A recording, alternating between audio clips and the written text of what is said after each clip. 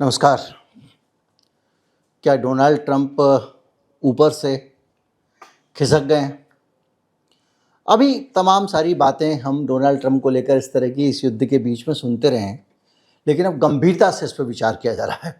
America में seriously इस पर विचार हो रहा है। बहुत सारे लोग डोनाल्ड ट्रंप को ऊपर से हिला हुआ है कि नहीं, इसकी जांच करवाने पीछे पड़ गए। और उस हिले हुए ट्रंप के साथ में जब बातचीत चल रही है तो ईरान क्या तैयारी कर रहा है, आपको जानकर अचरज होगा कि 22 तारीख को जब ये सीमा समाप्त होगी सीज फायर की, तो उसके बाद जंग की तैयारी कर रहा है ईरान, ना कि शांति की।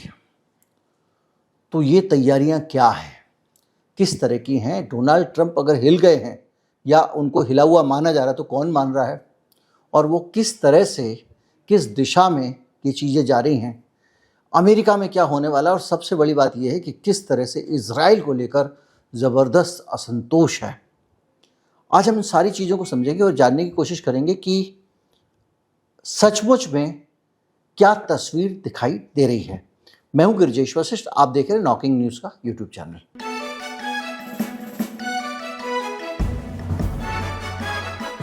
पहले ये अपडेट ले लेते हैं कि आजकल डेवलपमेंट क्या चल रहा है। डेवलपमेंट ये चल रहा है कि कतर की यात्रा पे गए हैं शहबाज शरीफ, पाकिस्तान के प्रधानमंत्री। ईरान की यात्रा पे गए हैं आपके मुनीर साहब, और वहाँ पर वो बात कर रहे हैं। और ये दोनों नेता इसके बाद जाएंगे अमेरिका और ट्रंप से बात करेंगे। यानी ट्रंप कह रहे थे कि ठोस समाधान निकलने वाला, ये होने वाला है, वो होने वाला है, और अभी तक सिचुएशन बातचीत में लगी हुई है। तो ये ट्रंप अजीबोगरीब बात क्यों कह देते हैं, इसके पीछे क्या चल रहा है, तो इसकी एक पूरी कहानी है। और एक मेंटल फिटनेस का अमेरिका में चल रहा है विवाद। विवाद क्या है, इसको समझिए। अभी हाल में ना सोशल मीडिया पे कुछ चीज़ें लोगों ने, अमेरिका वालों ने नोटिस की कि एक तो वो ज़्यादा एग्रेसिव होकर बात करते हैं। याद है बीच में गाली वाली बोल दे देते हैं, वो हारमुज को भी गाली दे दी, तमाम सारी वाला ईरान को। इसके अलावा अजीब अजीब बात करते हैं, शाम को कुछ बोल देते हैं, सुबह कुछ बोल देते हैं, और वो कम फोकस्ड हो गए। काफ़ी समय तक के लिए फोकस गायब हो जाता है उनका। तो कुल मिला के, और इसीलिए उसमें वो बड़े एक्सट्रीम टाइप के फैसले ले रहे हैं, बगैर सोचे समझे, बगैर आगे पीछे का सोचे। तो हमको तो कभी कभी लगता है कि भाई ये गोरबाचेव वाली भूमिका निभा रहे हैं, लेकिन अमेरिका वालों को लगता है खिसक गए। और इसीलिए वहाँ पे अब 25th अमेंडमेंट पे गंभीरता से बातचीत शुरू हो गई। अब 25th अमेंडमेंट क्या है?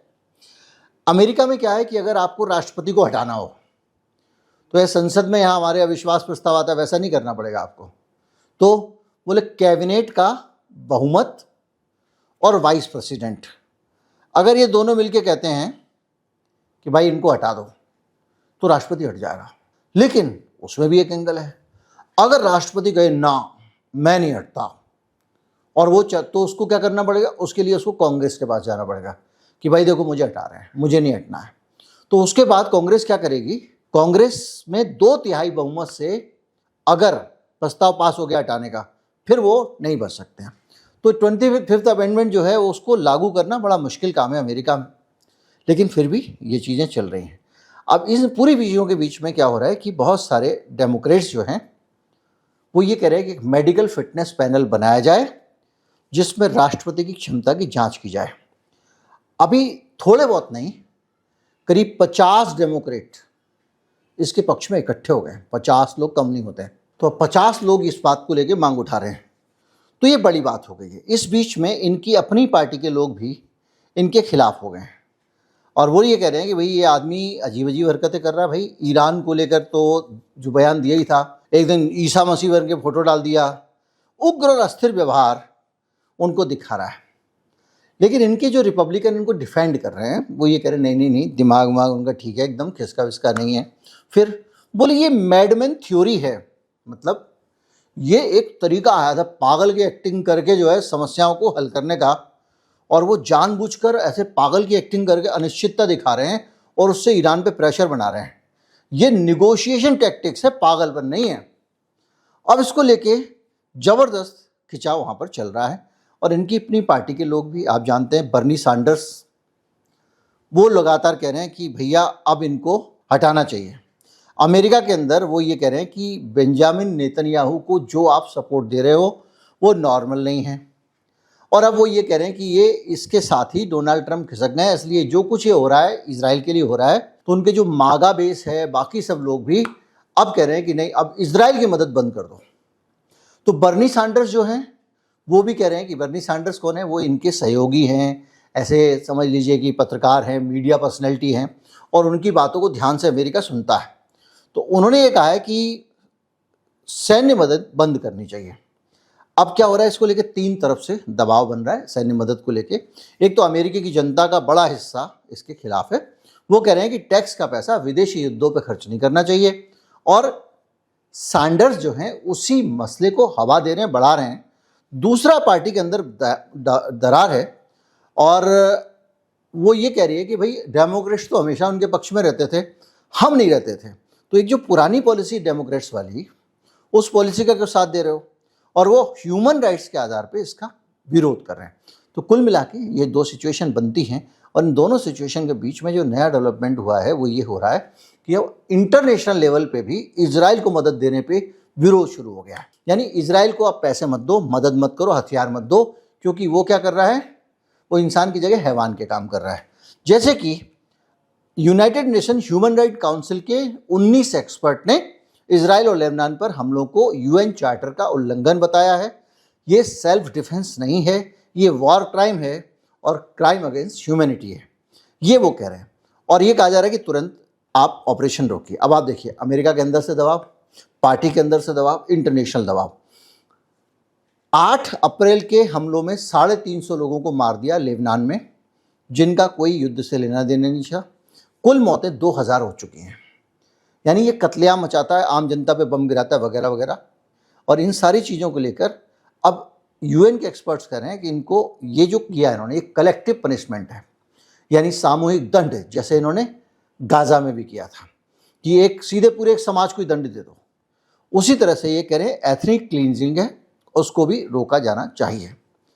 अब इसमें ये कह रहे हैं साहब हिजबुल्लाह ने हमको किया तो इसलिए ये किया। कुल मिला के सिचुएशन ये बन रही है। इन पूरी बातचीत के बीच में जैसा मैंने आपको बताया कि एक सिलसिला शुरू हो गया है वहाँ पर नेगोशिएशंस का, और इजराइल इस नेगोशिएशंस के भरोसे है। पर अमेरिका ने एक चाल चल दी है, अमेरिका ने 2-3 चाल चली हैं।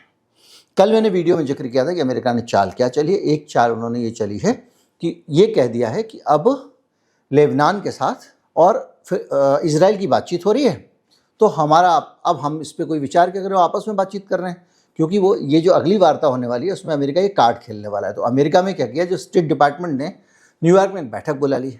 उस बैठक में इन्होंने एम्बेसडर से कहा लेबनान के कि तू भी आजा भाई, तू भी बैठ जा। इधर से इजराइल के बड़े बड़े लोग, उधर से अमेरिका के उपराष्ट्रपति तक आ गया, डिफेंस मिनिस्टर, और वहाँ सामने बिठा लिया एक लेबनान के एम्बेसडर को। अब कह रहे हैं देखो हमारी शांति वार्ता हो रही है इस बेसिस पे। लेबनान की सरकार ने एक बार भी नहीं कहा कि हम इस वार्ता में शामिल हैं, ना उन्होंने कहा हम कोई बातचीत कर रहे हैं। मतलब इजराइल के साथ कोई बात नहीं हो रही, लेकिन पूरी दुनिया में वेस्टर्न मीडिया हेडलाइन बना रहा है कि लेबनान और इजराइल में बातचीत हो रही है, और ये इस बेसिस पे बना रहा है कि अगली जो टॉक्स होंगी उसमें हम इसको मुद्दा बनाएंगे। इसके साथ साथ एक और चीज़ आई है जो अपने आप में बड़ा सवाल है, और इससे ये लगता है कि ईरान, जिसकी हमने शुरू में बात की, ईरान युद्ध की तैयारी कर रहा है। ईरान अभी भी सीज फायर को तैयार नहीं कर रहा है। अब इसके 2 कारण हो सकते हैं। एक तो ईरान इसलिए युद्ध की तैयारी कर रहा है क्योंकि उसको ये लगता है कि मैं अगर ये दिखाऊंगा कि मैं लड़ने के लिए तैयार हूँ तो अमेरिका मुझसे थोड़ा दब के बात करेगा, क्योंकि अमेरिका भी यही कह रहा है कि मैंने तेरा बंद कर दिया, जा, अब ईरान के पोर्ट से कोई भी तेल उठेगा तो हम रोकेंगे, है ना। तो एक नाकाबंदी कर दी उसने।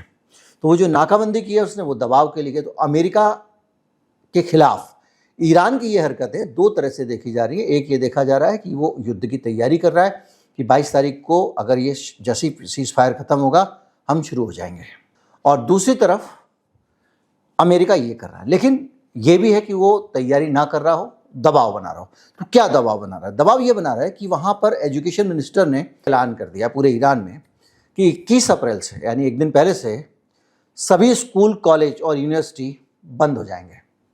उनको हम ऑनलाइन मोड पे शिफ्ट कर देंगे, यानी बड़े घमासान की तैयारी कि तुम अगर बम गिराओगे तो हमारे नागरिक ठिकानों पे, स्कूल कॉलेज पे ना गिरा सको, हम उनको खाली रखेंगे। इसके साथ साथ ये कह दिया सब वर्चुअल मोड पे रहेंगे और ये हायर एजुकेशन तक लागू हो जाएगा टिल फर्दर नोटिस। अभी हाल में ये इसलिए भी, इसके दो पहलू हैं। एक तो विश्व को संदेश देना कि 6000 से ज़्यादा स्कूल और एजुकेशन इंस्टीट्यूशन के बिल्डिंग पे इन्होंने हमले किए हैं। आप सोचिए कितने गंदे लोग हैं, स्कूलों को ही मार रहे हैं। तो 6000, तो दुनिया को ये बताना कि 6000 स्कूल हमारे गए हैं, ये एक मैसेज अपने आप जाएगा जब ये बात करेंगे। दूसरा, युद्ध की हम तैयारी कर रहे हैं, हम किसी से डरते नहीं हैं, हम फिर लड़ेंगे। और तीसरा ये भी है कि अगर ईरान तैयारी कर रहा है तो अगर अमेरिका नहीं सहटा तो फिर से वो मारेगा। इसके अलावा सारे के सारे पेट्रोकेमिकल प्रोडक्ट जो बनते हैं, यानी पेट्रोल, डीजल वगैरह वगैरह, प्लास्टिक, एथनॉल, पैथनॉल, उसको बनाने वाली फैक्ट्रियां बंद कर दी हैं। उनको कह दिया कि इनका एक्सपोर्ट तुरंत बंद कर दो, हम बाहर भेजेंगे ही नहीं। अब बेटा तुम कर लो इंतज़ाम, तो हम पे रोक लगा रहे थे, हम तुमको नहीं देंगे। क्रूड ऑयल के अलावा सब कुछ एक्सपोर्ट किया जाएगा, क्रूड नहीं किया जाएगा, केवल क्रूड ऑयल किया जाएगा।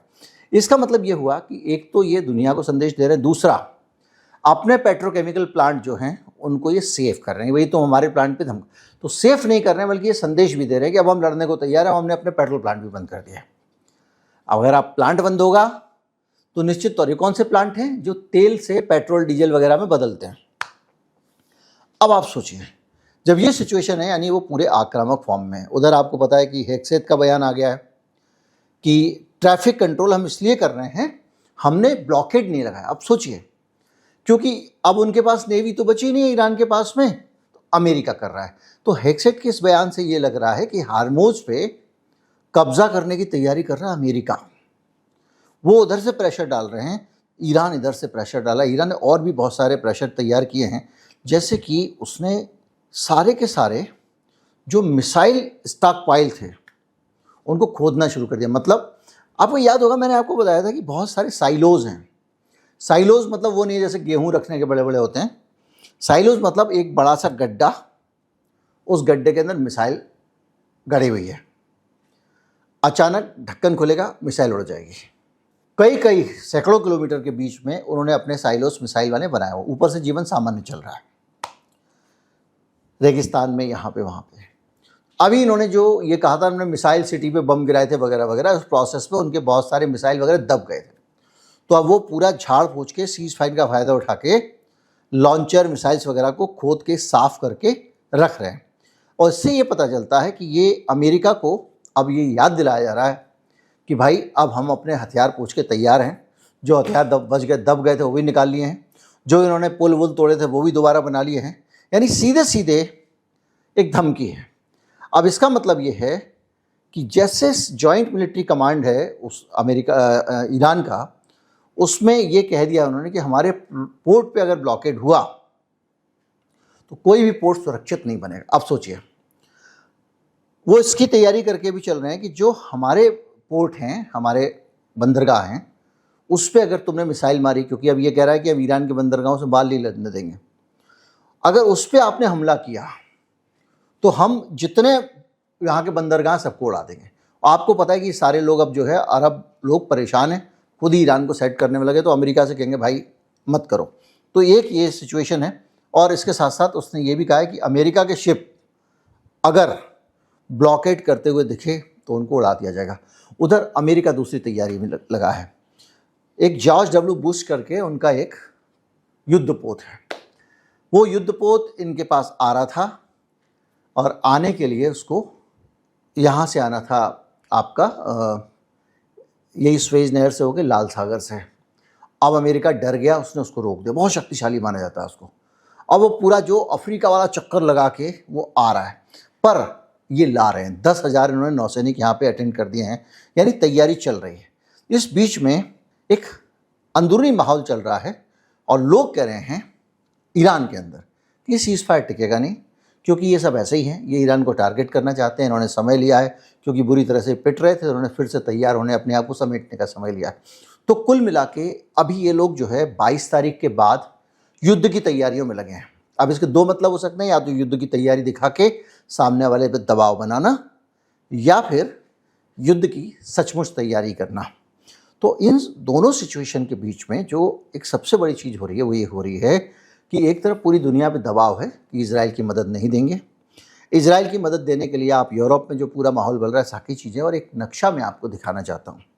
इस नक्शे में 3 समुद्र दिखाए गए हैं और उन तीनों समुद्रों को देखकर आप एक अंदाज़ा लगाइए।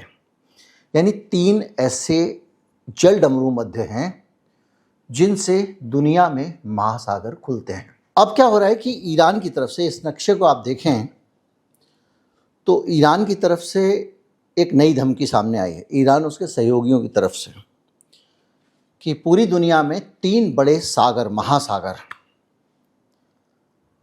वो हमारे कब्जे में है। यानी ऐसे लोगों के कब्जे में है जो इजराइल के खिलाफ है।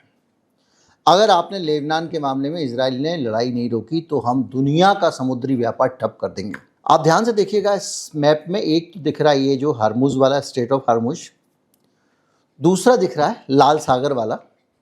यानी लाल सागर सागर है, महासागर नहीं है, वो हिंद महासागर में मिलता है। इसी तरह से ये जो ओमान की खाड़ी है वो भी आके हिंद महासागर में मिलती है। मतलब स्ट्रेट ऑफ हरमुज के ऊपर वो अरब की खाड़ी है, फारस की खाड़ी है, उसके बाद ओमान की खाड़ी है, और फिर लौट के वो अरब की खाड़ी और हिंद महासागर में आ जाती है।